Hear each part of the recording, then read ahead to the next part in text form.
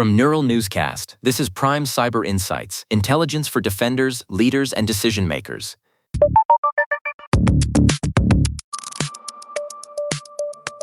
Welcome to Prime Cyber Insights. Today, we examine the rapid collapse of response windows and what it means for defensive posture. We're exploring why traditional, human-speed defense is no longer sufficient to secure the modern enterprise. In Singapore, the Shangri-La Dialogue concluded yesterday with a stark warning. AI is eclipsing nuclear weapons as the dominant strategic threat. Lieutenant General Nauman Zakaria of Pakistan noted that AI is compressing the OODA loop to a point where humans simply can't evaluate situations fast enough to act rationally. This is not theoretical. The Netherlands Chief of Defense, General Onno Eikelsheim, confirmed AI is already active in Ukraine and is being used to plan strikes against specific targets. It is that acceleration that matters, Aaron.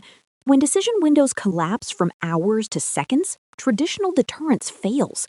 The ICRC's Mirjana Spoljaric warned that we are seeing the negative side of this technology first, specifically the lack of meaningful human control over autonomous systems. This pressure on strategic decision-making is now spilling over directly into how we manage enterprise vulnerabilities. Exactly, and we see that pressure in the wild right now.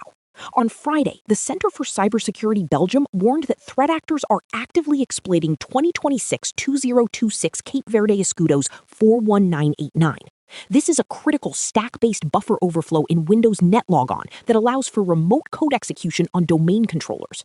Microsoft patched this in May, but the exploit window has closed rapidly, and unpatched servers are now high-priority targets. That is not the only active exploit practitioners are facing. WordPress sites running WP Maps Pro are being targeted via 2026-2026 Cape Verde Escudo's 8732. Hackers are using a flawed AJAX endpoint to create rogue administrator accounts without any authentication. This bug, fixed in version 6.1.1, allows an attacker to generate a magic login URL and take full control of the site. It is another example of how quickly a disclosure turns into a full-scale campaign.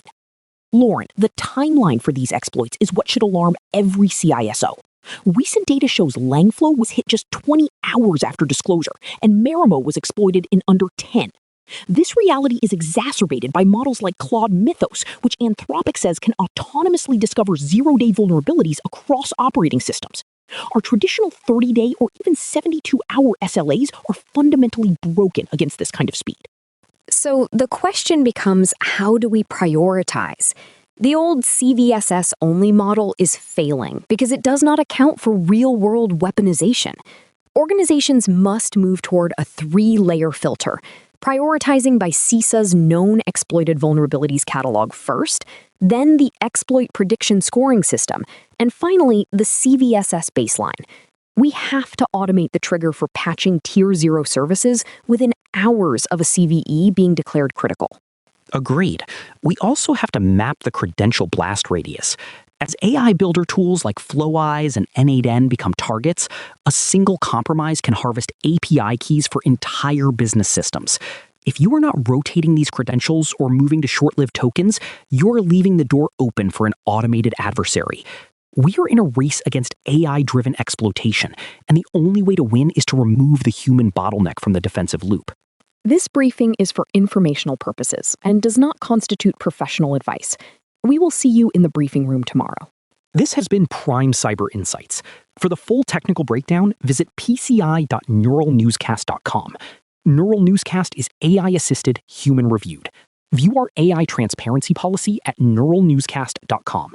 This has been Prime Cyber Insights on Neural Newscast, intelligence for defenders, leaders, and decision makers.